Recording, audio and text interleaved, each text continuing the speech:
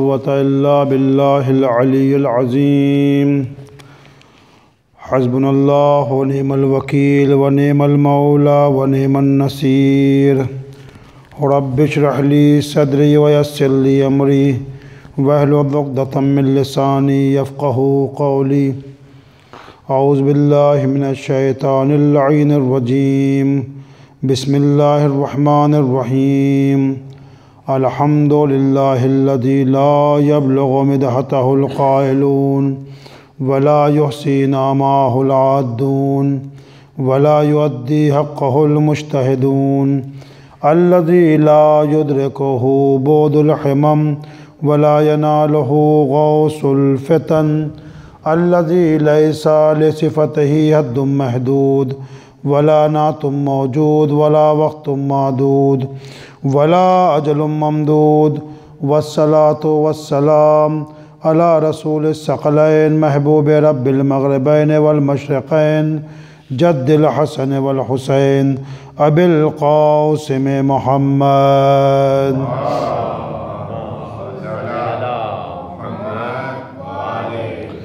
वअहले बैतिहि तय्यबीन अत्ताहिरीन अल मासूमीन वलानतुल्लाहि अला दाइहिम अजमईन मिनल आन इला क़ियाम यौमिद्दीन अम्मा बाद फ़क़द क़ाला अल्लाहु सुब्हानहु तबारक व तआला फ़ी किताबिहिल करीम व हुवा अस्दक़ुल क़ाइलीन व क़ौलुहुल हक़्क़ बिस्मिल्लाहिर रहमानिर रहीम वमा मिन दाब्बतिन फ़िल अर्ज़ि इल्ला अलल्लाहि रिज़्क़ुहा।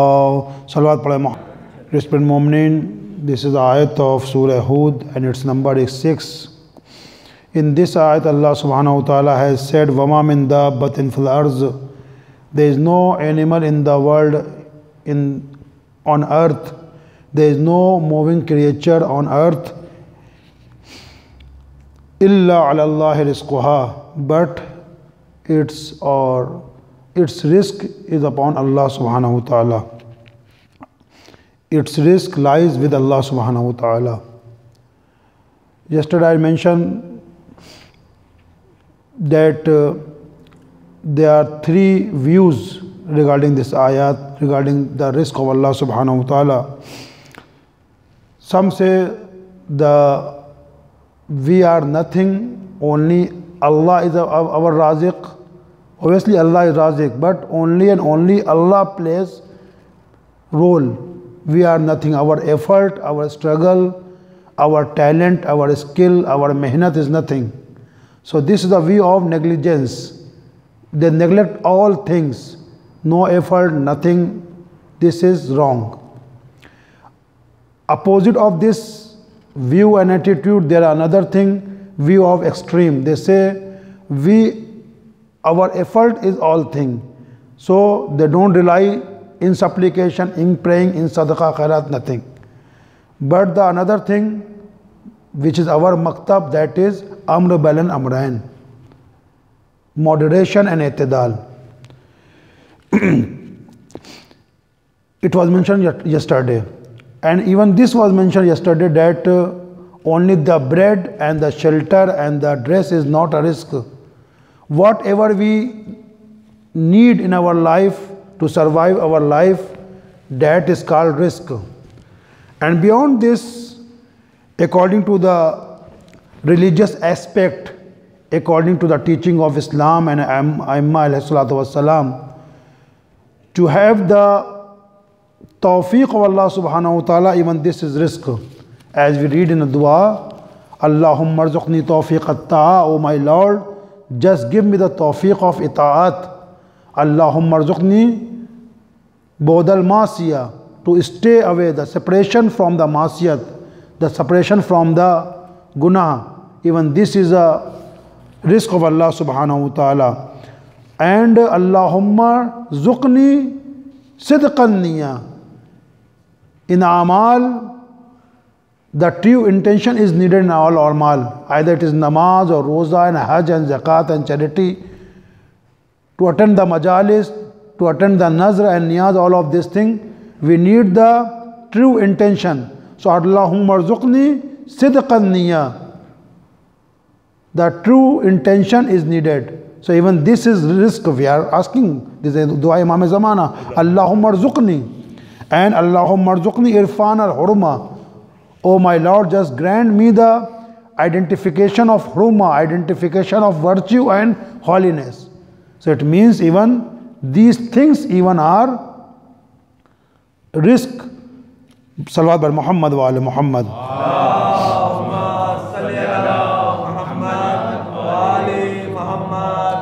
See, according to our fiqh, we have 5 types of risk. One risk is wajib, as you know. One risk is mustahab. The third is haram. The fourth is makruh. And fifth is mubah. What is wajib risk?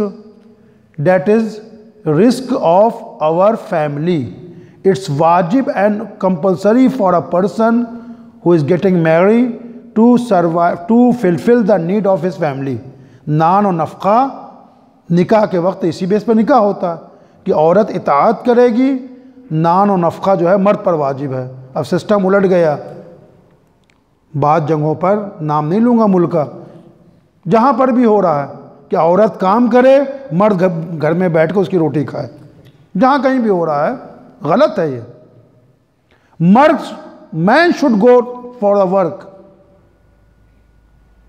woman should look after her children, upbringing the children, tarbiyat of children, because of the shape of woman, because of the, you can say, the need of a woman. She has been created to upbring the children. Okay, it's a teacher job, nurse job which is suitable for her, no matter, but to going to the factory and standing with the man and this and that and shaking hand and from morning to evening talking with the man, it is wrong. It's not a teaching of Islam and Quran and Ahlul Bayt. So the first risk is risk-e-wajib, which is wajib for a person, for a man to bring the naan and roti and bread for his family. This is wajib. Upon this base, we have a nikah in fiqh Jafari. The second is risk-e-haram. Risk-e-haram means a person, nauz billah, a person who is running the casino. The money of casino, it is haram. A person who is selling the wine, sharab and liquor, it is haram for him. A person who is selling the najis things, even this is haram, like a pork, like a pig, like a dog. We can't open the shop of dog and the pig and all of this thing. This selling is haram according to our fiqh. We are taught in Najaf and Qum. The book name even is a Makasib, earner. The book ka naam hi Makasib hai, daramad jo hum log karte hain. The third is mustahab. After the wajib risk, we have a mustahab risk. Alhamdulillah, we have a job. But we want to give more comfort to our family, so we want to do masan 2 hours more the extra work. Masan the, what you say? Overtime. This is good because I want car for my family. I want AC for my family. I want to provide more comfort to my family. So this is mustahab. Because without AC, my family won't die. Without car, my family won't die. So this is mustahab. I am doing overtime to give them more comfort. This is mustahab. The fourth is makruh. Makruh yani undesirable, should not do. All of, alhamdulillah, we know. Wajib yani must do. Haram yani must not do. Mustahab should better to do. Makruh better not to do. है ना? सबकी तारीफ पता है. Makruh, what is makruh? To open the butcher shop. This is makruh. Because a person who is a butcher who kill and slaughter daily, masan 3, 4, 10, the sheep and the, what you say, the chicken shop. So his heart will become stone. Heart will become hard. So this is makruh. This is makruh to open the butcher shop. And fifth is mubah. Masan, daily you go for work, Sunday, masan, I am sitting and at my home, okay, just go to do something for 2 hours. like the European countries, people go for work 2 hours, 3 hours. This is either you go or not go. That is, doesn't make any difference. Salawat bar Muhammad wa ala Muhammad.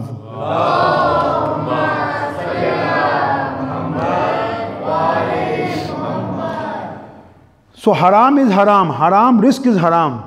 Very nice hadith I found from our 10th Imam, Hazrat Imam Ali Naqi alayhi salatu wasalam.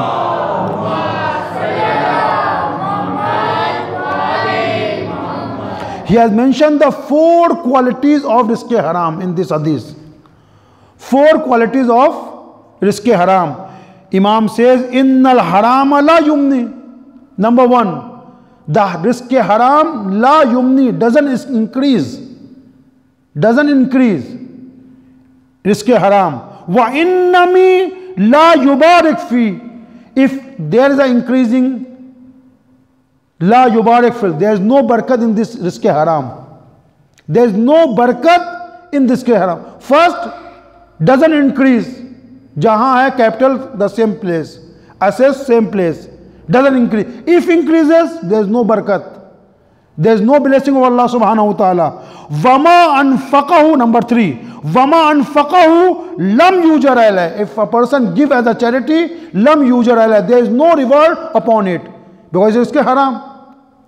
I am selling pork, I am cheating the people, I am running the casino, nauz billah. So I am doing charity and nazra and niyaz and majalis and sending the people for the Karbala and Hajj and Ziyarat. Lam yujar alayh.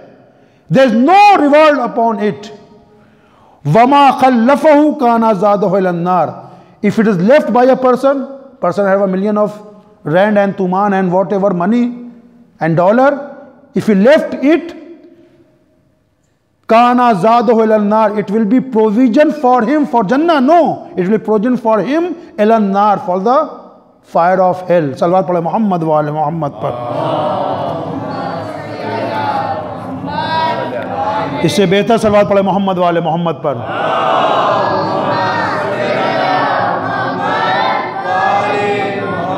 So risk-e halal is not an easy game. To earn the risk-e halal is a work of Prophet, is a work of Aimma. A person was asking in his dua, rawayat from our 8th Imam, Imam Ali Raza alayhi salatu wassalam.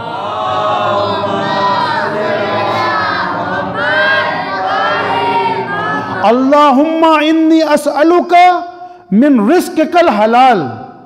Oh my Lord, I am asking you, I want from you, min rizqikal halal, from your halal rizq.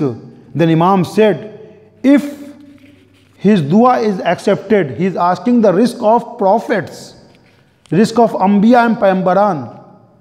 Because the rizq of Paymbaran is rizq halal. There are so many other hadiths. Let me mention 2-3 hadiths for the rizq halal. Our Rasul says, Talabul halal jihadun, Allahu Akbar. To ask and to go for the rizq halal, it is jihad. It is a holy war. See, it's not an easy game. In a holy war, in jihad, killing the person, shedding the blood and this and that, bum and talwar and tir and all of this thing. To earn the rizq halal, it's like a jihad, not kal jihad, no. Kafi tajbih bhi yahan pe nahi aaya hai. Itself it is jihad. Talabul halal, not kal jihad, it's jihad. Talabul halal jihadun. Talabul halal, ye jihad hai. Then our first Imam, he says, Ziyaul qalbi min aqlil halal. See, sorry to say, but what to do is hadith. Ziyaul qalbi, the ziya of qalb, the noor of qalb, the light of qalb is because of aql halal, eating halal thing.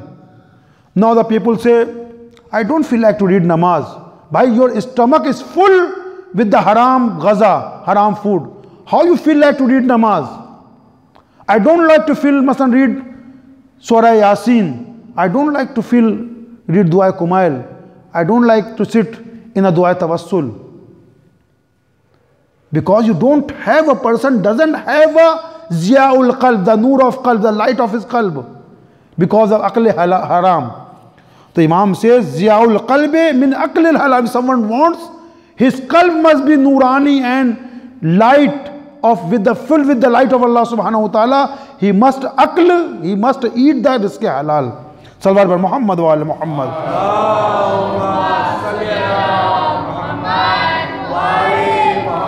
And the third and last hadith, al-kasibu habibullah, Allahu Akbar. Kasib, earner of rizq, is a habib of Allah subhanahu wa ta'ala. He is a habib and a friend of Allah subhanahu wa ta'ala. More than this we don't have. Al-Kasib Habibullah is a friend of Allah subhanahu wa ta'ala. Opposite this, we have another rawayat of rizq haram. Listen to me carefully.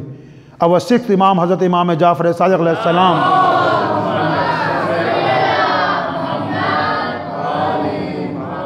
He says, Kasbul harame yubayyinu fil zurriya. Haram earning, it is seen in your children. It will be seen in your children. Kasbul haram yubayyinu fi zurriya. Salawat bar Muhammad wa ala Muhammad.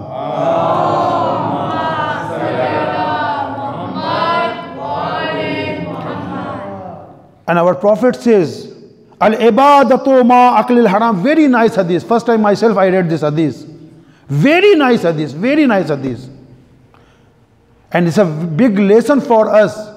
Before, there are so many people I saw. They are doing the charity and this and that, so many good things. But wallahi, in the light of this hadith, they are not getting any sawab, Because this hadith, see, al-ibadatu ma aqlil haram kal bina'i alal ma. A person who is doing ibadat with the aql haram, with the eating the haram food, he is building the building, he is building the house, he is building the structure on the water.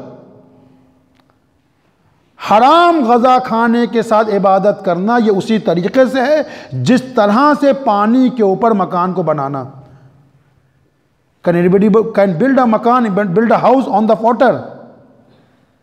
Nobody can build a house on the water.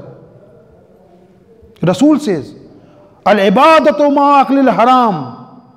Ibadat, पढ़े जा रहे हैं Quran, reading Quran, this namaz, that namaz, namaz afai tayyar, namaz, this namaz, but not giving the right of the brother, not giving the dukaan hai to cheating hai. No, I will read inshallah. Not only in the wine shop, we have in our fiqh book, same makasib, tadlis. Just I will tell you what is tadlis is.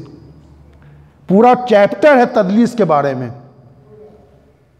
Al-ibadatu ma aqlil haram kal bina'i alal ma. As a person is building a house on a water. What will, as much as you put in the water, brick and cement and whatever your tiles, it will go down. तो अक्ल हराम के ऊपर कोई आदमी जो है, हराम खाने को कोई आदमी अगर इबादत पे इबादत किया जा रहा है, ये बिल्कुल इसी तरीके से पानी के ऊपर इंसान बिल्डिंग बनाने की कोशिश कर रहा है. मैंने अभी अर्ज़ किया कि मसादिक़ हराम में से सिर्फ ये नहीं कि इंसान जो है शराब की दुकान नौज़ुबिल्लाह खोल ले या पॉर्क बेचना शुरू कर दे. इवन तदलीस हराम. तदलीस, व्हाट इज़ तदलीस? It is taught in Qom and Najaf इन मकासिब मुहर्रमा. वो चीज़ें, वो अर्निंग जो हराम है हमारे लिए, उसमें पढ़ाया. तदलीस क्या है? कि चीज़ को हो कुछ और दिखाया कुछ और जाए. और ये शादी में भी होता है और दुकानों पर भी होता है. बहुत गौर सुनिएगा. शादी में भी होता है और दुकानों पर भी होता है. और इससे अगर तदलीस किसी ने शादी में की है तो इस बेस के ऊपर निकाह को फस किया जा सकता है, निकाह तोड़ा जा सकता है. मसलन लड़की के अंदर एक ऐप था, लड़के के अंदर एक ऐप था, हमने छुपाया, घर वालों ने छुपाया, नहीं बताया. बाद में वो ऐप जाहिर हुआ लड़की के अंदर या लड़के के अंदर, किसी भी तरह का ऐप. अब ऐप को आप अपना मिसालें मान लें, पीएचडी किए है, मालूम है कि हाई स्कूल भी पास नहीं है, ये एक ऐप हो गया. मसलन जो है बड़ी अच्छी है, मालूम हुआ कि शादी के 1 महीने बाद शौहर को मालूम हुआ कि ऊंचा सुनती है, इसको आप अप्लाई कर लें, इम्प्लीमेंट कर लें जगह जगह के ऊपर। यानी एक ऐब था, या एक मसलन ऐब रूहानी ऐब भी हो सकता है, चुगलखोर बहुत ज़्यादा है।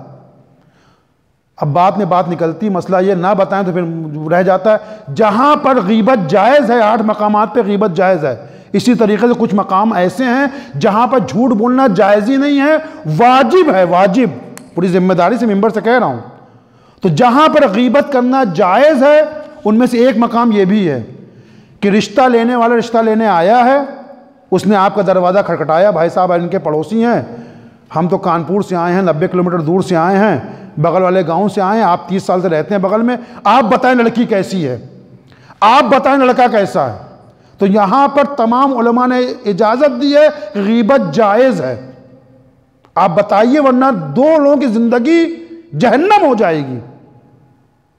तो यहाँ पर गीबत की इजाज़त है, आप बताइए कि लड़का जुआरी है, शराबी है, कबाबी है, नमाजी है, रोज़ेदार है, मुतदय्यन है, लड़की बड़ी अच्छी है, ख़राब है, जो कुछ भी है बताइए आप। और लेकिन इसमें भी दयानतदारी का मसला होना चाहिए, नहीं कि खुदा न खास्ता बजाय गीबत के बुहतान लगाएं। लड़की शरीफुन नफ्स है, फिर तो गीबत से बड़ा बुहतान है, बुहतान में फिर हमको पकड़ा जाएगा, आपको पकड़ा जाएगा। बुहतान नहीं लगाना, जो कुछ है वही बताना है। जनाब अबू ज़र ने रसूलुल्लाह से सवाल किया कि या रसूलुल्लाह गीबत हराम आप कह रहे हैं, गीबत जो है कुरान की आयत के मुताबिक जो है जिंदा मुर्दा भाई का गोश्त खाने के बराबर है, तो अगर ये सिफत उसके अंदर पाई जाती है तब भी गीबत है। तब रसूल खुदा ने फरमाया तभी तो गीबत है, अगर ना पाई जाए तो ये बुहतान है, इसे स्लैंडरिंग, और बुहतान उससे बड़ा गुनाह है। जब पाई जाती सिफत तो वही तो गीबत है, ये बुहतान हो जाएगा। तो जितना है उस लड़की के अंदर, बात कहाँ शुरू की थी, तदलीस पे। तो जहाँ पर निकाह तोड़ा जा सकता है, अब होता क्या है, अब सबसे बड़ी तदलीस का काम तो ब्यूटी पार्लर में होता है, सबसे बड़ा तदलीस का काम तो ब्यूटी पार्लर में होता है। एक जोक समझें या कुछ भी समझें, मौजू से मुताल्लिक़ है। एक लड़का एक लड़की के पीछे हाथ धोकर पड़ा था, एक लड़का एक लड़की के पीछे हाथ धोकर पड़ा था, कितना बड़ा तदलीस होता है। एक लड़का एक लड़की के पीछे हाथ धोकर पड़ा था, जब वो मुंह धोकर आई तो मामला खत्म हुआ। फिर जब वो मुंह धोकर आई तब मामला थोड़ा सा शांत हुआ। ये तदलीस है। मकासिब में ऊपर लंबे अच्छे अच्छे सेब रखे हैं, खूब लाइटें लगा दी, खूब लाइटें, पीछे रॉटन फ्रूट है, सड़े हुए सेब हैं। जैसे ही हमने 2 किलो का हवाई सेब दे दिए और उसने 2 सड़े भी डाल दिए। तदलीस है ये, कोई दिखाया कुछ और गया, दिया कुछ और हमने, ये भी तदलीस और ये भी हराम है, ये भी हराम है। या फिर अपने सामान की बेजा तारीफ करना। एक मोबाइल लेने वाला मेरे पास मोबाइल लेने के लिए आया, इतने फंक्शन नहीं है, हमें पता है कि मसलन अगर इसमें लंबी वीडियो डाउनलोड करो या सेंड करो तो हैंग करता है, हमें पता है, अच्छी तरह मिसाल दे रहा हूं सिर्फ, हमें पता है, लेकिन हम सामने वाले को नहीं बता रहे हैं और बहुत ज़्यादा तारीफ कर रहे हैं, जो तारीफ उसके अंदर नहीं पाई जाती वो भी कर रहे हैं। ये भी तदलीस है, क्योंकि वो सामान बेच रहे हैं, वो सामान बेच रहे हैं और ये कह के बेच रहे हैं जो चीज़ उसके अंदर नहीं पाई जाती, तो ये भी तदलीस है। और तमाम फुक़हा और मराजे कहते हैं तदलीस यहाँ पर जो अर्निंग होगी, जो पैसा आएगा, ये भी हराम है। इसी तरीके से आप इम्प्लीमेंट कर लें हर जगह के ऊपर। कोई भी सामान है, हमारी ग्रॉसरी की दुकान है, हमारी मोबाइल की दुकान है, हमारी फर्नीचर की दुकान है, हमें पता है इस कुर्सी की मुद्दत जो है 3 साल है, हम कहें ना सरकार ले जाइए, क्या कहना, पुश्तों काम आएगी आपकी कुर्सी, ना, झूठ है ये, झूठ है, ये झूठ है, तदलीस में शुमार होगा ये। एक कुर्सी पुश्तों नहीं चलती, हमें पता है। गौर जो कंपनी ने बनाया है, जो कारपेंटर ने बनाया, उसने खुद कहा है कि 3 साल चलेगी कुर्सी, ये 3 से 4 साल। हम क्यों कह रहे 20 साल चलेगी, आपके बच्चों तक के काम में आएगी ना, गलत है ये। तो ये भी रिस्क हराम में शुमार होगा और इसका नतीजा नज़र आएगा हमको। सलवात पढ़े मोहम्मद वाले मोहम्मद पर।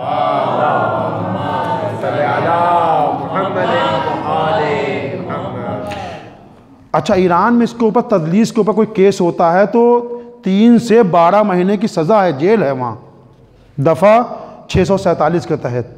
मैंने पहले मुतालिया किया पूरा, बाकायदा जेल है वहाँ। लड़का दिखाया कुछ, शादी किसी और के साथ हो रही है।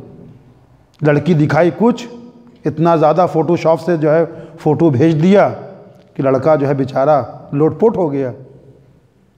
तो निकाह तोड़ा जा सकता है, निकाह को फस्ख किया जा सकता है। शरीयत में जेल है, 3 से 12 महीने की जेल है यहाँ पर। बहरहाल आप देखें, रिज़्क़ हलाल, वक्त तमाम हो रहा है मेरा, रिज़्क़ हलाल का कितना असर होता है। मुक़द्दस अर्दबेली, तवज्जो सुनेंगे वाक़या। कौन है मुक़द्दस अर्दबेली? आज से 400 साल पहले तकरीबन 10वीं हिजरी का वाक़या है ये। उस ज़माने में आप थे मुक़द्दस अर्दबेली, नजफ़ के मराजा कराम मुत्तफ़क़ अलैह, सब लोग इनकी तक़लीद करते थे। कैसे बने मुक़द्दस अर्दबेली? किस तरह से बने मुक़द्दस अर्दबेली? इनकी माँ ने कभी बग़ैर वज़ू, इनको इनकी माँ से सवाल किया गया कि इनकी माँ ने कभी, कैसे मुक़द्दस बन गया आपका बेटा? तो शायद इन्हीं का है या फिर किसी और का है, लेकिन मैं अर्ज़ कर दूं, अगर इनका नहीं भी है तो आप देखें कि हलाल ग़ज़ा की कितनी तासीर होती है। या इन्हीं ने किसी और मुज्तहिद की माँ ने जवाब दिया कि मैंने ऐसी तरबियत की है, इस तरह से रिज़्क़ हलाल खिलाया है, अगर मेरा बेटा नबी भी होता तो मुझे ताज्जुब ना होता। ये इनका आज नहीं पढ़ा मैंने, लेकिन शायद इन्हीं का हो। तो उन्होंने कहा कि जब भी मैंने इसको दूध पिलाया, बावुज़ू होकर दूध पिलाया। ये मुक़द्दस अर्दबेली की माँ कह रही है, कभी भी मैंने नामहरम की तरफ नहीं देखा, कभी भी मैंने नामहरम की तरफ नहीं देखा, कभी मैं अपने घर के अंदर शुबहे वाली जो है ग़ज़ा लेके नहीं आई। हमें नहीं पता, ख़ासकर इस मुल्क के अंदर हलाल ज़बा हुआ है या हराम ज़बा हुआ है। भाई 10,000 रैंड लेके सर्टिफिकेट दे देते हैं, चिपका दिए दरवाजे पे। It's very easy now days. तो हर जगह हलाल देख के आदमी खाने ना लगे। भाई आप जाइए, वो सना है, कौन है, सनहा है, क्या है, उनको दीजिए आप 10,000 5,000 जो भी है उनका रेट। अब उस कौन देखने के लिए आ रहा है? अच्छा, बहुत ज़्यादा वसवासी भी आदमी ना हो कि कहीं खाए ना, ये भी गलत है। कुछ लोग होते हैं हर जगह छानबीन कर रहे हैं, ये भी गलत है। लेकिन एकदम कहने का मकसद ये है कि जैसे जिस मुल्क में हम रह रहे हैं, एकदम आग बंद करके हर जगह खाने लगे आदमी, तो ये भी गलत है। ये कभी शुबहे वाली ग़ज़ा इनकी माँ अपने घर के अंदर लेके नहीं आई, और नज़ाफ़त का, तहारत का हमेशा ख्याल रखा। ये है मुक़द्दस अर्दबेली। अब बस बात आ गई तो इनका एक वाक़या सुन लें। 2-3 वाक़े मैंने आज पढ़े। एक वाक़या के उलमा मिलते हैं इमाम ज़माना से। मुक़द्दस अर्दबेली मदरसे में हैं, इनका एक दोस्त भी है और शागिर्द भी इनका है, जिसका नाम जो है तफरिश का रहने वाला है। अगर ये वही तफरिश है जो मैं समझ रहा हूँ, कुम के पास एक छोटा सा गांव है तफरिश या तफरीश, इसका नाम जो है अलाम या अल्लाम, क्योंकि तशदीद नहीं लगी थी उसके ऊपर, 12 अलाम इसका नाम है जो आदमी रवायत नकल कर रहा है। ये मुक़द्दस अर्दबेली का शागिर्द भी है और इनका जो है दोस्त भी है। ये मदरसे के अंदर लेटा हुआ था, मदरसे के हुजरे के अंदर। उस ज़माने में नजफ़ इतना बड़ा नहीं था, तो इसका हुजरा जो था वो नजफ़ के मसन मौला के जो शायद 400 साल पहले मदरसा रहा होगा, वहाँ पर तालिब इल्मों के कमरे ही बने होंगे, जिस तरह से कुम में अभी भी है। मदरसा फ़ैज़िया जो है बिल्कुल हरम से लगा हुआ है, बल्कि हरम के अंदर भी एक मदरसा फ़ैज़िया का दरवाज़ा खुलता है अभी भी। तो उस ज़माने में हॉस्टल बने होंगे, कमरे बने होंगे, हुजरे बने होंगे। तो ये कहता है, जो तफरीश का रहने वाला आलाम इसका नाम है, कि एक रात जब मैं इम्तिहान वगैरह रहा होगा या कोई काम रहा होगा, बहुत देर तक मैं मुतालिया करता रहा।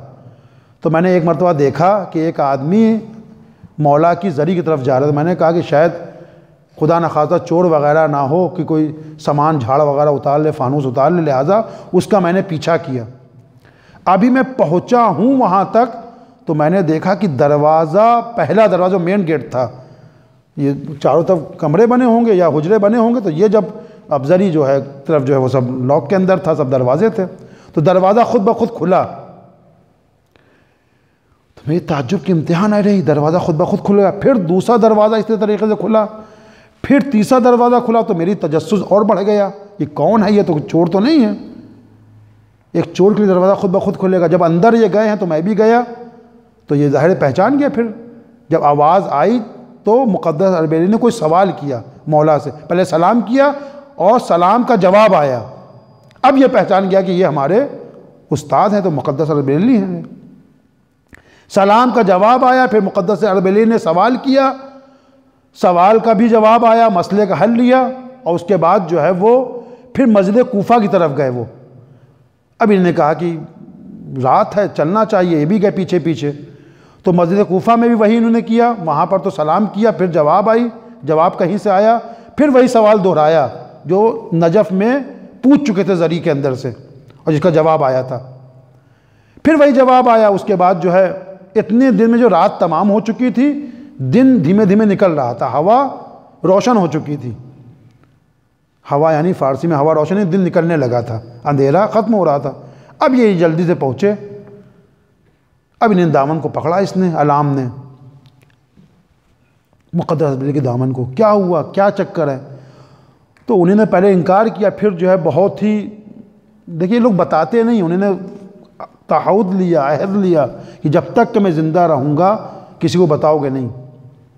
फिर उन्होंने बताया कि जब नजफ़ में गया था, मेरा ये दस्तूर है, जब भी कोई मसला पेश आता है मैं पूछ लेता हूँ। फिर मौला ने रेफ़र किया इमाम ज़माना की तरफ। ये दूसरी जगह मैं आया, ये इमाम ज़माना से मैं बात कर रहा था, यानी 12वें इमाम से। और ये 12 ये मसलाइल हैं उलमा की ज़िंदगी पढ़ी। मुल्ला सदरा के बारे में 12 उनको ये कहक, कुम के पास छोटा सा गाँव है, कहक में रहते थे, खुद कहते हैं कि जब भी मुझे कोई मसला फंसता था फ़लसफ़े का, हरम में आता था, 2 रकात नमाज़ पढ़ता था, मसला हल हो जाता था। ये उलमा है। और ये मरशी नशवी साहब का जो मैं वाक़या पढ़ा करता हूँ अक्सर, एक चीज़ जो मैंने नहीं पढ़ी अभी तक वो आज सुन लें। इन्होंने ये भी वसीयत की कि मेरे ताबूत को रख के अम्मामे का एक सिरा जो है कफन में बांधे रखना, जो जनाजे का संदूक है, एक सिरा जो ज़री में बांध देना, और मौला हुसैन के मसाइब पढ़ना। वाक़ई वो वसीयतनामा इनका पढ़िए, वाक़ई ईमान ताज़ा हो जाता है। खेल नहीं है ज़िक्र सईद शुहदा, ये फ़र्श अज़ा, ये मजलिसों में आना, अगर एक आंसू भी निकल जाए मारिफत के साथ, वजबत लहुल जन्ना, जन्नत वाजिब है, जन्नत वाजिब है। तो ये आयतुल्लाह मुक़द्दस अरबेली और भी बातें लिखी थीं, लेकिन बस तमाम कर रहा हूँ इसी के ऊपर। बात रिस्क हराम पे शुरू की और इसके हलाल पर, और इसके हराम पर ही ख़त्म कर रहा हूँ। तजलीस मैंने बताया, और यही वजह थी कि इमाम हुसैन ने करबला में क्या कहा कि इमाम वक्त है, हुज्जत खुदा है, नवासे रसूल है, सब पहचानते हैं, फ़ातिमा का जिगर बंद है, अली का बेटा है। लेकिन क्या हुआ, इमाम ने क्या फरमाया, मैं कह रहा हूँ, रजस पढ़ रहा हूँ, कह रहा हूँ, हिदायत की दावत दे रहा हूँ, क्यों मेरी बात तुमको असर नहीं कर रही है। अब रसूल की बात को, हदीस को इससे मिलाइए। हराम के साथ, अकले हराम के साथ, हराम खाने के साथ इबादतें वैसे ही हैं जैसे पानी के ऊपर बिल्डिंग को बनाना। इमाम ने क्या कहा, मुलिअत बुतूनुकुम मिनल हराम, मेरी बात तुम पर इसलिए असर नहीं कर रही है क्योंकि तुम्हारे पेट जो हैं, मुलिअत बुतूनुकुम मिनल हराम, हराम से भरे हुए तुम्हारे पेट। अगर पेट के अंदर हराम गज़ा है तो इमाम हुसैन जैसा अगर वक्त का इमाम भी दावत दे, अब इसको आप इंप्लीमेंट करें इमाम ज़माने के ऊपर। भाई हम कह रहे हैं ना, अज्जिल अला ज़ुहूरिक या साहिब ज़मान, अज्जिल अला ज़ुहूरिक, अपने ज़ुहूर में ताजील कीजिए। अगर कल को आने वाले जुमे के दिन इमाम ज़माना ज़ुहूर कर जाएं तो क्या हम लब्बैक कहेंगे? मैं अपने आप को कह रहा हूं, अपने आप को, आप सब मुझसे बेहतर हैं इंशाअल्लाह। क्या हम लब्बैक कहेंगे? जो पहला मोहम्मद है तो औसत भी मोहम्मद और आखिर भी मोहम्मद। इस घर का हर इंसान मोहम्मद है, हर शख्स मोहम्मद है। जब तीसरा कह रहा है मुलिअत बुतूनुकुम मिनल हराम, मेरी बात तुमको इसलिए असर नहीं कर रही क्योंकि तुम्हारे पेट हराम से भरे हुए हैं, तो कल को जब इमाम ज़माना ज़ुहूर करेंगे इंशाअल्लाह तो क्या उनकी दावत के ऊपर लब्बैक कहेंगे? ये मेरा टॉपिक नहीं, लेकिन रवायत में है कि लोग कहेंगे ना, इमाम ज़माना भी हम हैं, आप जाइए पर्दे में दोबारा जाइए।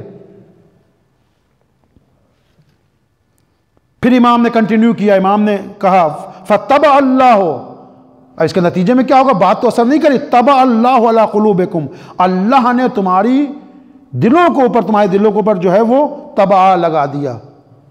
खतमा और तबा, मुहर लगा दी, लॉक लगा दिया। अल्लाह तंसितून, आया चुप नहीं हो गए, तो शोर मचा रहे थे, हुल्लड़ हंगामा कर रहे थे, इमाम की बात को सुन नहीं रहे थे। अल्लाह तंसितून अल्लाह तस्मऊन, क्या चुप नहीं होगे, मेरी बात को सुनोगे नहीं तुम लोग? और लोगों ने नहीं सुना, इमाम की बात को नहीं सुना लोगों ने। अल्लाह अकबर। खुदा हमें तौफीक दे कि हम रिज़्क़ हलाल को तलब करें इंशाअल्लाह। बस अजीज़ों, कुछ ही दिन रह गए हैं चहलुम के, अरबईन के। खुशबहाल हैं वो लोग जो इस वक्त करबला की तरफ धीमे धीमे बढ़ रहे हैं। अजीज़ों, जो इस दर से वाबस्ता हो गया, चाहे वो इनका अपना हो या गैर हो, सबको इज़्ज़त मिली, सबको इज़्ज़त मिली। आज का वाक़या जो मैं पढ़ना चाहता हूँ वो शीरी का वाक़या है। शीरी कौन है? ये जो इमाम हुसैन अलैहिस्सलाम और जनाब इमाम सज्जाद की वालिदा हैं, इमाम हुसैन अलैहिस्सलाम की जो है यानी बीवी हैं उनकी, शहरबानो, उनका ज़िक्र करना चाहता हूँ। शहरबानों की कनीज़ का ज़िक्र शीरी ज़िक्र करना चाहता हूँ। जनाब शीरी जनाब फ़िज़्ज़ा तरीक़े से नहीं है, जनाब फ़िज़्ज़ा ख़ुद जनाब ज़ैनब की कनीज़ हैं। ये कौन है? ये शहरबानों की कनीज़ हैं। ये अल्लाह अकबर। जब इतना मर्तबा इस दर पे आके इस बीबी को मिला कि इनके बारे में मिलता है कि जब शहरबानों ने इनको आज़ाद कर दिया, मौला हुसैन ने भी आज़ाद कर दिया, ये करबला में ये नहीं थी, जब आज़ाद कर दिया तो इन्होंने एक शादी कर ली जाके, फिर उसके बाद इनका रास्ता अलग हो गया। लेकिन जाते जाते इन्होंने मौला से अहद लिया कि मौला ठीक है, अब हमें आज़ाद कर रहे हैं, मैं जा रही हूँ, लेकिन आपको ये अहद करना पड़ेगा, मुझे वादा देना पड़ेगा कि आप मेरे घर आएंगे, एक दिन मेरे घर ज़रूर आएंगे। तो इमाम ने एक मरतबा सर को झुकाया, कुछ सोचा, फिर इमाम ने वादा कर लिया। फिर इसने कहा मौला एक और ख्वाहिश है। फिर मौला ने पूछा क्या ख्वाहिश है? कहा कि नहीं, आप आएंगे लेकिन अपने तमाम अहले हरम के साथ मेरे घर पर आएंगे। अल्लाह अकबर। इमाम ने कुछ देर सोचा, फ़िक्र की, वादा कर लिया, शीरी ठीक है, हम तुम्हारे घर पर अपने अहले हरम के साथ आएंगे, अपने बाल बच्चों के साथ आएंगे। वाक़या गुज़र गया, शीरी की शादी हो गई, नहीं पता उसे क्या हुआ। सन 60 हिजरी में अजीज़ों जब हुआ है, यजीद खलीफा बना है, उसके बाद इमाम को मदीना छोड़ना पड़ा।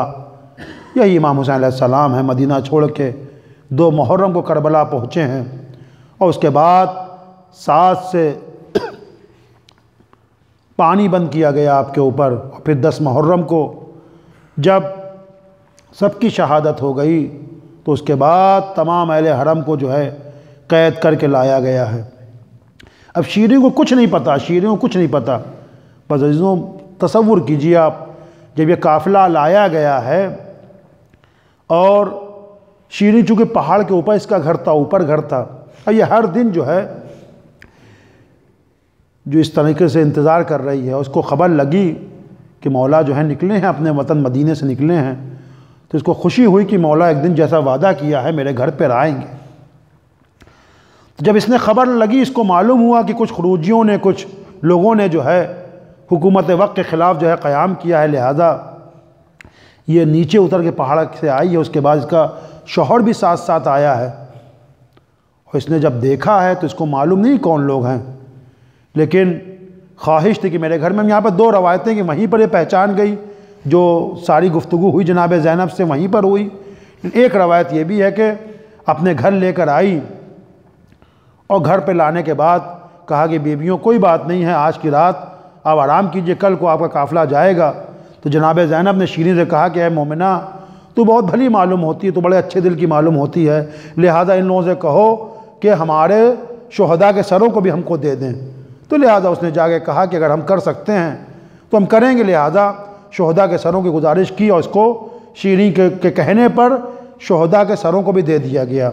अब जनाब ज़ैनब ने जो है कहा शीरी हमने अपने शुहदा का मातम नहीं किया, अपने घर वालों का मातम नहीं किया है, लिहाजा अगर तू इजाज़त दे तो तेरे घर में हम जो हैं मातम कर लें, रो लें, गिरिया कर लें। तो शीरी ने कहा ठीक है, आप गिरिया कर सकती, कोई बात नहीं है। अब शीरी को नहीं पता कि ये लोग कौन हैं, ये लोग कौन हैं। जिस तरीके से उसके बाद जब सर मिले हैं तो जनाब ज़ैनब ने हाय हुसैन कह के रोना शुरू किया। जैसे ही हाय हुसैन की आवाज़ सुनी, शीरी जो है जल्दी जनाब ज़ैनब के पास आई। ए बीबी, आप सबका नाम लेकर रोइए, मुझे नहीं पता कि आप किसको रो रही हैं, लेकिन हुसैन का नाम लेकर ना रोइए। अगर आपके घर में किसी का नाम हुसैन है तो आप उसके भाई के तवस्सुस से गिरिया कर सकती हैं, आप भाई का नाम लेकर गिरिया कर सकती हैं। जनाब ज़ैनब ने ठीक है, हम हुसैन का नाम लेकर गिरिया नहीं करेंगे। उसके बाद शीरी के कहने पर जनाब ज़ैनब ने कहा अब्बास के भाई हुसैन, अब्बास के भाई हुसैन। एक मरतबा फिर दिल तड़प गया। शीरी ने कहा कि नहीं, इस तरह से भी रोने की इजाज़त नहीं है, हम आपसे नहीं कहेंगे, आप किसका जिक्र कर रही हैं। अच्छा ठीक है, अगर इत्तेफाकन अब्बासी नाम है तो आप बेटे का नाम लेकर जिक्र कीजिए। अब जो है अब जनाब ज़ैनब ने शीरी के कहने पर एक मरतबा गिरिया करना शुरू किया, अली अकबर के बाबा हुसैन, अली अकबर के बाबा हुसैन। अब तो शीरी का दिल भर आया। ए बीबी, खुदारा आपको खुदा का वास्ता, आप बताइए कि आप लोग कौन हैं। एक मरतबा जनाब ज़ैनब ने चेहरे से बालों को हटाया। ए मोमिना, ए शीरी, तूने हमें ना पहचाना। तेरे आका ने अपना वादा वफा किया। वो नोके नेज़ा के ऊपर वो सरे हुसैन है तेरे घर में, वो सरे अब्बास है, वो अली अकबर है। ये हथकड़ियों के अंदर, बेड़ियों के अंदर तेरा चौथा इमाम सज्जाद है। ए शीरी, करबला में हमारा घर उजड़ गया, खेमों में आग लगा दी गई। वा सयालमुल लज़ीना ज़लमू अय्या मुनक़लिबुन